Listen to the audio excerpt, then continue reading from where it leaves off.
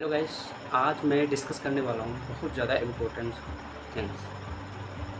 I have seen yesterday a podcast that's a impressive podcast और goosebump पिलाने वाला lot of emotions. उसमें कई सारे बहुत ज़्यादा इमोशंस हैं और बहुत ज़्यादा ट्रुथ है, बहुत ज़्यादा सच है। वो कम्प्लीटली जो पॉडकास्ट है वो एक ही चीज़ पे रिवॉल्व करता है, आई वांट ए बॉय। कब तक हम बॉय की चाह करते रहेंगे? कब तक हम फीमेल पोएटिसाइड करते रहेंगे? उसी का ही रिफ्लेक्शन है अरुणा कालरा। उन्होंने ये पॉडकास्ट था, उन्होंने ये बुक लिखी है आई वांट ए बॉय। अगर आप रीडर हो, एक्चुअल रीडर हो, अगर आपने ये बुक नहीं पढ़ी तो प्लीज़ मेरे कहने से इस बुक को ज़रूर पढ़ना। इस बुक में है क्या? कई सारे पॉइंट लेके आया हूँ। मैं बताऊँगा कि इस बुक में एग्जैक्टली है क्या, क्या दिया गया है, क्या इसमें कितनी सारी रियलिटी, कितनी सारी सच्चाई से रूबरू किया गया है। और ख़ुद वो ऑथर बता रही हैं जिन्होंने ये बुक लिखी है कि एग्जैक्टली सिचुएशन सोसाइटी में क्या चल रही है, हमको दिखाया क्या जाता है और एक्चुअल में सिचुएशन है कि। Let's discuss. और फर्स्ट पॉइंट जो निकल के आया कि बेटा ना होने का जो क्रेडिट है वो वुमेंस को दिया जाता है या फिर मदर को दिया जाता है। वाई? अगर आपने साइंस पढ़ी है, अगर आपने 9th और 10th क्लास पढ़ी है तो बायोलॉजी में एक चैप्टर आता है रिप्रोडक्शन। फीमेल के पास एक्स क्रोमोसोम्स होता है और मेल के पास XY क्रोमोसोम्स होता है। तो अगर आप कॉमन सेंस यूज करते हो, आपको पता लग गया होगा कि एक्स क्रोमोसोम्स फीमेल बनाता है, जो डॉटर बनाता है, और वाई क्रोमोसोम्स होता है जो कि बॉय बनाता है। तो डिफेक्ट किस में आपको पता चल गया होगा कि बेटा ना होने का रीज़न कौन होता है। लेकिन ब्लेम किसको किया जाता है? आपको पता है, सोसाइटी में। There is lot of hypocrisy, lot of baba, lot of jadu, lot of टोटकार, बहुत सारी चीज़ें होती हैं जो इन चीज़ों को ओवरकम करने के लिए ये चीज़ें बनाई जाती हैं। सेकंड चीज़ है वुमेन की दुश्मनी। अगर सासू माँ, घर की सासू माँ भी जो वो अपने टाइम में बहू रही है, अगर वो अंडरस्टैंड नहीं कर सकती तो how man can understand the things? Never. अगर वो स्टैंड लेना स्टार्ट करेंगी तो there is a huge change यहीं से आएगा। ठीक। तीसरी चीज़ है कि आपने देखा होगा सोसाइटी में एक चीज़ निकल के आती है कि बेटी के घर पानी नहीं पीना, बेटी के घर खाना नहीं खाना। जो बेटी का फादर है वो उनके घर जा भी नहीं सकता, खाना भी नहीं खा सकता, पानी भी नहीं पी सकता, रहना भी पाप है। अगर इस माइंडसेट के साथ हम रहेंगे इस सोसाइटी में तो यही रहेगी I want a boy. Boy वंश को चलाता है। आप खुद बताओ कि आपके परदादा का नाम क्या था, आपको नहीं पता है तो वंश कैसे चल रहा है? हाउ? वंश चलाने के और तरीके नहीं है। There is lot of thing, there is lot of matter जिसके कारण वंश चलाया जा सकता है। अगर इस साइकोलॉजी को, इस माइंडसेट को निकालो तो बहुत कुछ और बहुत सारी चीज़ें हो सकती हैं। अब बात करते हैं एजुकेशन प्रॉब्लम।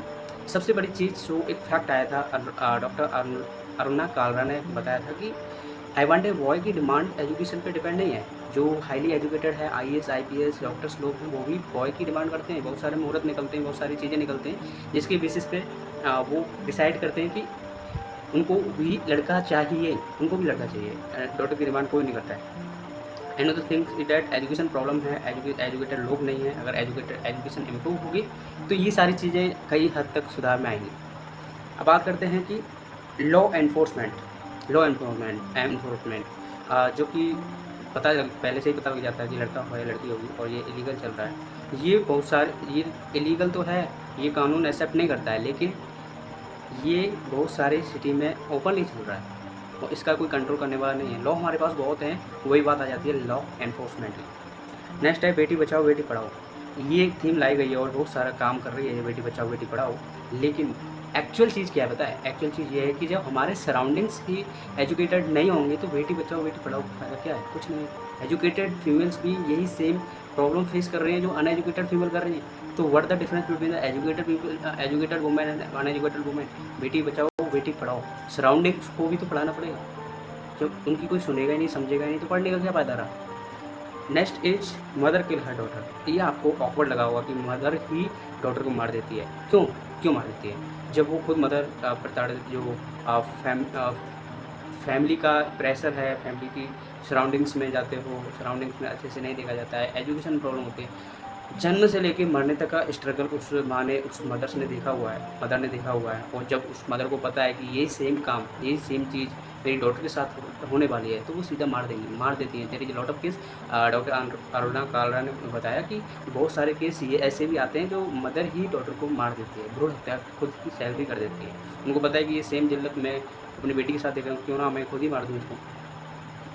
और there is a lot of myths, जो मिथ्स को मैं डाउन करने पाऊँगा। जो मेंस्ट्रुएशन साइकिल होती है वुमेन्स की, गर्ल्स की जो भी आती है, पहली चीज़ होती है कि अगर हम कोई पिल्स ले लेते हैं, कोई दवाई ले लेते हैं कंट्रोल करने के लिए, तो वो इन फ्यूचर जो फि बच्चा होता है या फिर वो होता है, बॉर्न होता है, बेबी बॉर्न होता है, तो उसमें प्रॉब्लम आएगी। ये इट्स अ मिथ, और ये मिथ मिथ बस्ट की है डॉक्टर अरुणा कालरा, जो कि गायनेकोलॉजिस्ट हैं।